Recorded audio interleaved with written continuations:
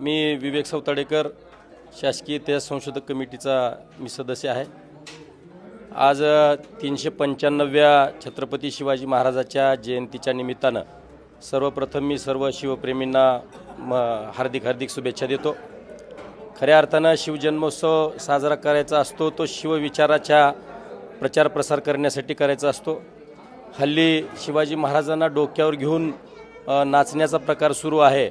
मला वाटतं की शिवाजी महाराज हा डोक्यावर घेऊन नाचण्याचा नाही तर शिवाजी महाराज डोक्यात घेण्याचा विषय आहे आणि शिवाजी महाराज एक व्यक्ती नसून तो एक विचार आहे आणि हा विचार नव्या पिढीनं जर आपल्याला प्रचार प्रसार जर पुढे करायचा असेल तर एक वेगवेगळ्या उपक्रमांच्या माध्यमातून आपण केला पाहिजे। जसं भरोसा सेलचे प्रमुख आमचे सस्ने मित्र दयानंद पाटील साहेब हे स्वतःच्या घरी 15 वर्षापासून शिवजन्मोत्सव साजरा करतात। त्यांचं सहकुटुंब जसं आपण लक्ष्म्याची आरास आपण करत असतो तशा पद्धतीनं शिवजयंतीची आरास करणारा लातूर जिल्ह्यातील हा एकमेव मला अधिकारी दिसतोय की ज्या माध्यमातून त्यांच्या पिढीवर संस्कार करण्याची जबाबदारी जी सगळ्या पालकांवर असते ती आपोआपच त्यांच्यावर संस्कार होतात।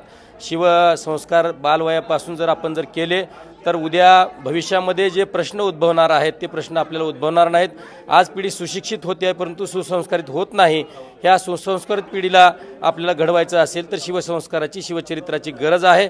त्यामुळं शिवचरित्राची पारायणं जशी आपण एखाद्या भागवताचं पारायण करतो, रामायणाचं पारायण करतो, अशा पद्धतीचं पारायण हे शिवचरित्राचं पारायण आपण जर केलं तर भविष्यामधील सर्व पिढी ही सुसंस्कारित होईल।